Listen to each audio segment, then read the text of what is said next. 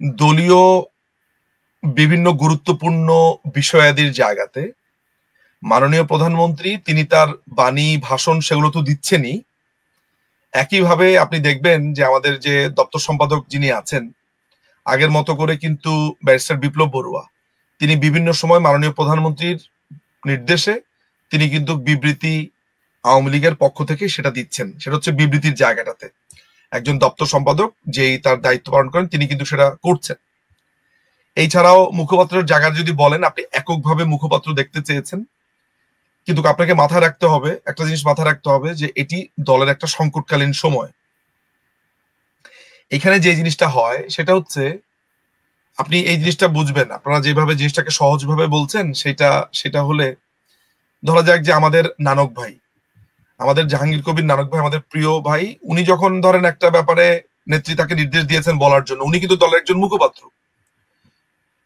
আমাদের নাসিম ভাইকে কখনো কখনো বলতে দিয়েছেন, আমাদের আরাফাত ভাইকে তিনি বিভিন্ন রকমের কথা বলতে দিয়েছেন।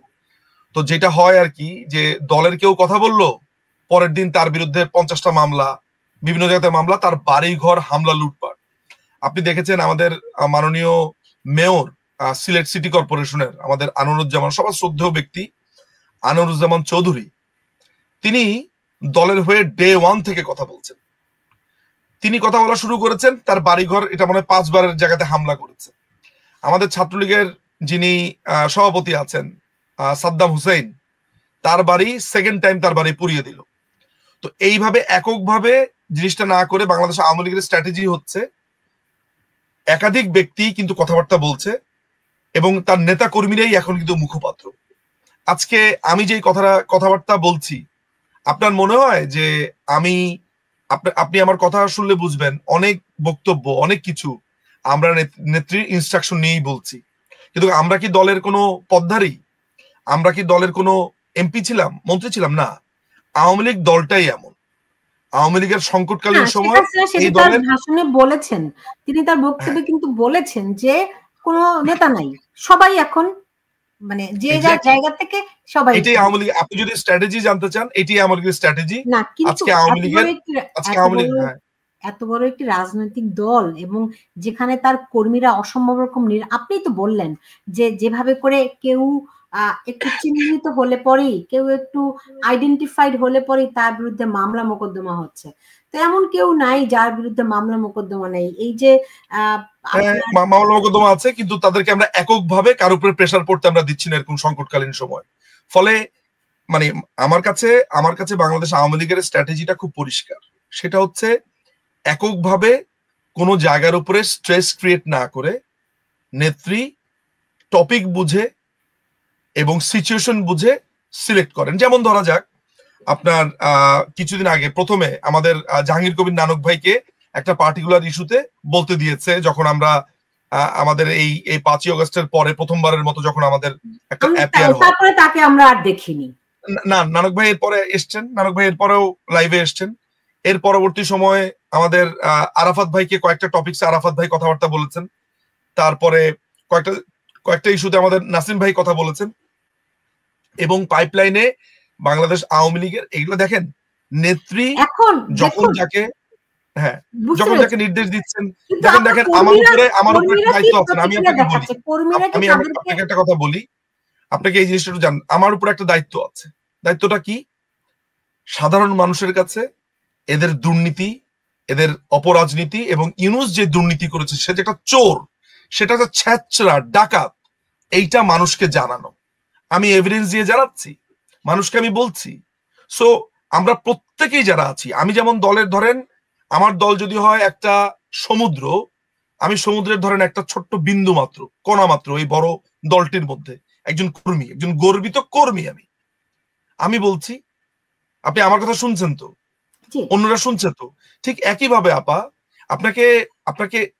আপনি নিজে, আমি জানি যে সাংবাদিক হিসেবে আপনার একটা দায়িত্ব আছে, নিউট্রালের একটা জায়গা থেকে আপনি সবার কথা শুনেন, জানতে চান, খবরটা আপনি নিয়ে আসেন।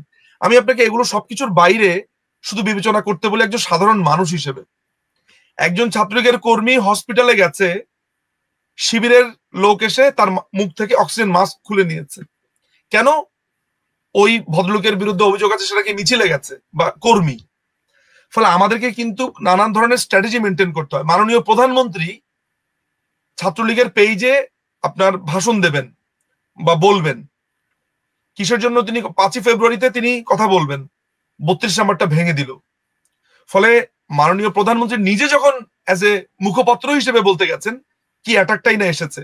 ফলে আমরা একটা শব্দ আছে ইংরেজিতে সাইনার্জি, আমরা এই পুরো এনার্জিটাকে, হোল দলের এনার্জিটাকে, আপাতত স্ট্র্যাটেজি এটা, পুরো দলের এনার্জিটাকে আমরা স্প্রেড করে দিচ্ছি। এখন 100 জনের উপরে আপনি কয়জনকে খুন করবেন, কয়জনকে মারবেন, করেন। So this is a one kind of a unique strategy of Awami League. ভবিষ্যতে সেই স্ট্র্যাটেজি চেঞ্জ হতে পারে। এবং আমি আপনাকে এটা বলি, আপনার কি মনে হয় না যে আমরা এই জিনিসটা জানি, বা এটা একটা সাধারণ ব্যাপার যে দলের একজন এভরিডে বা এভরি সপ্তাহে বা 2 দিন পর পর এসে এক মানে উনার কথা বলবে বা বলবে, মুখপাত্র হিসেবে সবকিছুকে অ্যাড্রেস করবে। আওয়ামী লীগ এই ট্র্যাডিশনাল অ্যাপ্রোচে হাঁটেনি। আওয়ামী লীগ নতুন স্ট্র্যাটেজি নিয়েছে, তার নেতা কর্মীদেরকে মুখপাত্র করে দিয়েছে। মানে এই যে পাওয়ারটা, এই পাওয়ারটা একটা জায়গাতে না রেখে প্রত্যেকটা জায়গাতে ছড়িয়ে দিয়েছে। এটা হচ্ছে এখন প্রত্যেকেই মুখপাত্র হয়ে উঠেছে, প্রত্যেকেই স্পোকসম্যান হয়ে উঠেছে। এটা নিয়ে আমার মনে হয় না ব্যর্থতা খোঁজার কিছু আছে। এটাকে আপনি ওয়ান কাইন্ড অফ স্ট্র্যাটেজি ধরতে পারেন। হ্যাঁ, এই স্ট্র্যাটেজি আপনার পছন্দ না হতে পারে, স্ট্র্যাটেজি নিয়ে প্রশ্ন আসতে পারে, আই এগ্রি, আমি আপনার সাথে 100% এগ্রি করতে রাজি আছি যে আপনার দ্বিমত আছে, কিন্তু আমি এই স্ট্র্যাটেজির পক্ষে। নেত্রী কালকে এমন হতে পারে যে কালকে একজনকে পার্টিকুলারলি ঠিক করে দিলেন, আমি তখন সেই স্ট্র্যাটেজির পক্ষে, কারণ সেটার একটা কারণ আছে।